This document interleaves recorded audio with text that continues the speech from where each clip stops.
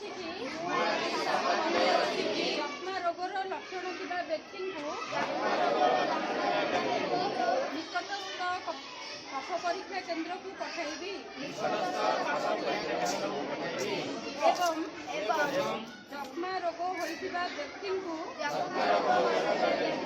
ସମ୍ପୂର୍ଣ୍ଣ ସହାୟତା କରିବା ପାଇଁ ଚେଷ୍ଟା କରିବି। ଯକ୍ଷ୍ମା ରୋଗରେ ଆକ୍ରାନ୍ତ ବ୍ୟକ୍ତିଙ୍କ ସହ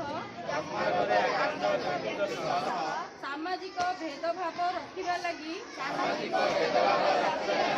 ନିରନ୍ତର ଚେଷ୍ଟା କରିବି।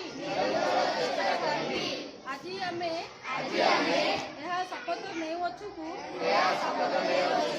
ସରକାରଙ୍କ ଯକ୍ଷ୍ମା ମୁକ୍ତ ଓଡ଼ିଶା